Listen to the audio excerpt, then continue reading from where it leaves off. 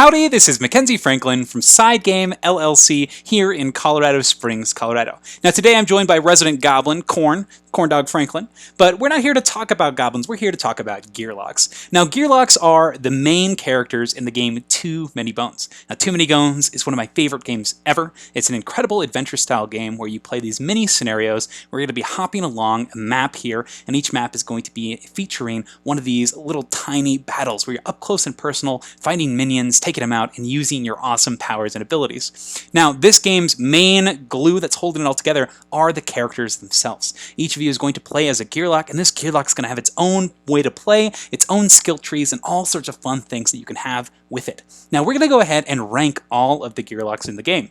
Now this is going to be in the order of what I find the most fun, the ones that I'm enjoying, and when I go to play Too Many Bones, these are the characters that I pick out. Now that being said, let's go ahead and start the list. Now the first character that I want to talk about here is Tink. Now Tink is a robotics expert. His whole deal is he is going to be creating all sorts of these little robots and putting them on the board. Now these robots are going to be customized based on the wheel in the center of his board. He's going to pick some arrows and kind of point them out to each other.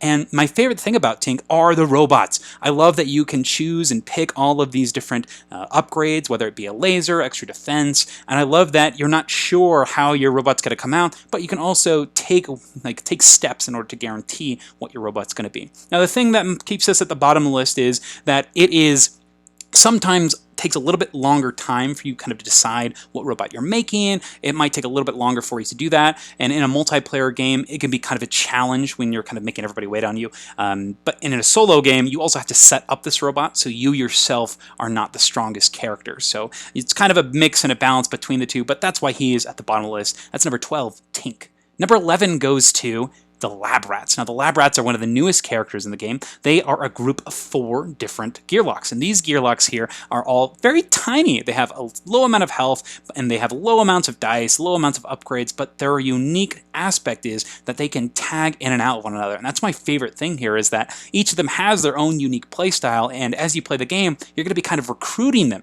So every time you max out your bones, normally you're able to get an ability. With the Lab Rats, you recruit a new Lab Rat. So it really encourages you to bank the bones as you play, and you get that progression as you play. But the reason they're kind of low on the list here is when you play as the Lab Rats, you do have all those different characters to manage, and the thing that I really like about Too Many Bones is when you're playing at lower player counts, you just have to control your own Gearloc, and that's kind of nice.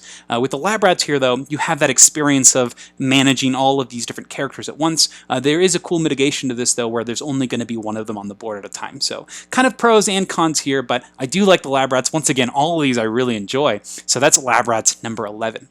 Number 10 goes to Patches. He is from the base box here, and Patches here is a very interesting character. He is not only the designated healer, but he's also all about poisons, revival. He has some cool things that he can do. He can give buffs, but he has this cool passive ability where he's going to heal. Now my favorite part of this is the choices that you're going to get when you upgrade on whether you want to really focus on that support role or you want to be kind of a multi-tool, roundabout healer. You can choose lots of options, and that's why I really like Patches. Now the reason he's a little bit lower on the list, though, is that he is kind of one note on what he does, and nothing is particularly fancy or flashy. All of his stuff is really core game basic mechanics, and I think that's fine. Once again, he is in that core box. He kind of introduces you to some of the mechanics, but for me, I think there are some more exciting Gearlocs out there, and that's why he's this low on the list. That's number 10. Up next on the list is Tantrum. Now Tantrum here is short and angry, and it shows in his gameplay. Now it cracks me up. He has this rage die that he's going to be using, and every time he deals or takes damage, it's going to uptick, and he can either spend it in order to get extra bonuses, or he can use it to go on to the next level and get even better bonuses. There's a lot of cool things that you could do with Tantrum, lots of different choices, and my favorite thing has to be his fact that he can gain some unique reactions, so that when he takes damage, he's able to doll out some additional effects. So really cool. Now, the reason that he's a little bit lower on the list is his actions are very straightforward in what they do. Once again, kind of like Patches, he doesn't really have anything crazy or flashy, but he is very reliable, he's very cool, and I really like his Axe Collector ability too, where he's able to throw out additional damage for killing people, and so he wants to be kind of kill stealing, getting all his final kills. So I really like that system here, and that's Tantrum, my number 9. Number 8 goes to the Gearloc Dart. Dart is one of the other newest members to the Gearloc team, came out with Lab Rats and Splice and Dice, and she is a very interesting experiment that Nobulus has been working on. And her steed here, the Pigadillo, they're going to combine in order to make one sick team. Now the coolest thing about Dart here is that she has the ability to go dangerous mode. So as you're playing, once per combat, she can flip herself over and jump onto her pig and just start rampaging on the board. I think that's really fun, really interesting, and that's really what she specializes in, is dealing lots of damage to lots of different enemies. She's great in a multiplayer game because she's able to support all sorts of things with her darts, and I think that's really interesting. But that is why she's a little bit lower on the list here, is because of her role as kind of a support. It's very hard to play her as a solo mode, and it's hard to do things just kind of in general with her. Whenever she attacks, she can attack as many minions as she wants. However, she can only ever roll one die on each minion, so you're never able to do a lot of damage to something. So if it gets to your turn and there's a target that you really need to take out, you really can't with Dart. She really plays that support role, but that does add for some really interesting play, as you're able to throw maybe supportive darts to your teammates, so you can maybe you deal them a little bit of damage, but they get a really cool effect, or you can do a lot of debuffs to the opponents. And I think that's really interesting, really cool. So that's Dart, number 8.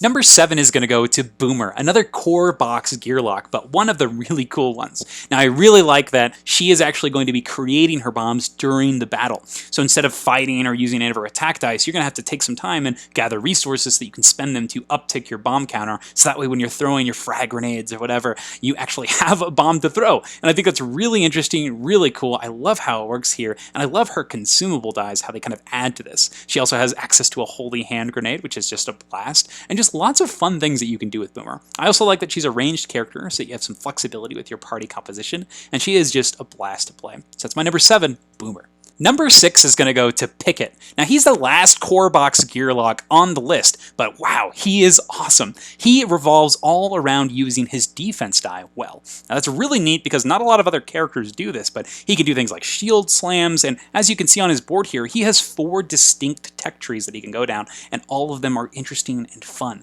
I really like his customization, I love his unique abilities, and I love how he's able to use those defense dice in really fun and interesting ways. In addition, defense dice often roll bones. They're one of the harder ones to actually roll, so I love that you are rewarded with a really cool backup plan for getting those bone results. So I really like Pickett, my favorite from that core box. That's my number 6. My number 5 is going to go to Gilly. Now, Gilly is a very popular Gearloc here. He's a great solo Gearloc because he has access to a lot of fun stuff. Now, first off, he has access to a lot of summons, which are a blast. Now, the summons here, they are going to be in the form of a badger, an eagle, Wolverine, an eagle, and a tiger. There's also a little promo pack that you can get that actually show these. A lot of fun. And he has, just like Pickett, lots of different skill trees that you can go down, and I love that about him. I love that you have all these choices when you go into it. I love that you have lots of different ways to make use of his ranged abilities, and I like that he's able to really take on the game solo. I also like that he's just a very large support character. He has cool effects in multi-arrow, and I really enjoy his consumable dice as well. He has ways that he can increase the amount of bones that he's getting. And he also has this awesome innate ability where he's able to scout ahead for free every round, and he's able to kind of look and see what's coming. I really like that. It adds for a lot of choice and mitigation of threats, and I think that's really fun. That's Gilly, my number 5. My number 4 is going to go to Gasket. He is from the Undertow expansion. He is a machine! Literally, he's awesome! So his whole shtick is that he is a mech in all forms of the word. He is immune to all the bad conditions, the poison, everything. But in addition to that, he is unique, where when he rolls his skill dice, he doesn't actually exhaust them, and that is so cool. I love this about Gasket, because in the game, generally when you get these skill dice, you're going to spend them afterwards and they're gone off your board. Now with Gasket, he's special where instead of that being the cost, losing the dice, he's going to be using what's called Hydro. And his Hydro here is a resource and a die that he has to roll every single round. So he rolls the die to see how much he's spending, and based on the number of skill dice you're using, you may have to spend additional Hydro. There are ways to upgrade this amount, but I really like this system in that he is going to be using and continuously using his skill dice, and I think that's awesome. He also has this really cool system called directives, and these are skill dice that are free to use and they don't cost hydro, and it just encourages you to use them over and over again, but you always have to execute them, whether they be positive or negative. I love it. I love the way he works. I love that he's immune to so many things, so he's just a great all-around tank. He starts with defense dice on the board. Oh, he's just awesome. I really like Gasket. What a wonderful character. That's my number 4. Now, number 3 is in the Undertow box. This is going to be Duster. Now, Duster is so fun. She really reminds me a lot of Gilly with the way that she's very independent, she's very variable in what she can do, but also extremely fun because she has her wolf, Nightshade, that is also going to be hitting the board whenever she takes damage. And I love this about her. Nightshade is a character on his own that has its own form of upgrading and own form of tech trees. So cool. I love that you can go multiple ways again. You can increase your own skills, or you can really put some time and effort into Nightshade, and there's lots of cool things. I also really like how she has lots of different dies that can be used, not just in battle, but also outside of battle. There's the Flint and Tinder that you can use to get extra healing outside of battle, or recovering Nightshade herself. I think this is so neat. So really like Duster, and I like that from a story standpoint, she was a bad guy turned good guy. So awesome. Love this character. That's my number 3. My number 2 is going to go to Stanza. Stanza is so awesome. Once again, another character in the Too Many Bones Undertow box. So if you haven't noticed already, I really like the characters in that box. Stanza here, though, is the Bard, and she is so awesome because she is not only support, but she can deal some big damage. She has this cool system where she'll roll her Lutar at the start of her turn, and this is going to give her focus, and she can use that focus to play different music pieces. And these music pieces have different modes, and every time you continue playing a song, you'll get through the song, right? And the more you go, the closer you get to the finale, which are some awesome abilities. And so you have some cool options with how many songs you want to keep out at a time, but you also can end with a big finisher where you can, instead of focusing on the music, you can work on her guitar itself and use it as the axe blade that it is. So you can get some extra damage, some poison, some cleave, and there's even one of her backup plans where you could just destroy your axe blade on somebody. You destroy your guitar on somebody's head. I think that this is a blast. I really like Stanza. I think she's so fun, and she really does a Bard character justice. That's my number 2, Stanza. And my number 1 has to go to Nugget.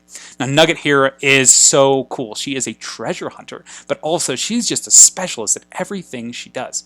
But the best thing about her is that she not only has amazing skill trees on her board, but she also has an innate ability where every turn she is going to be drawing.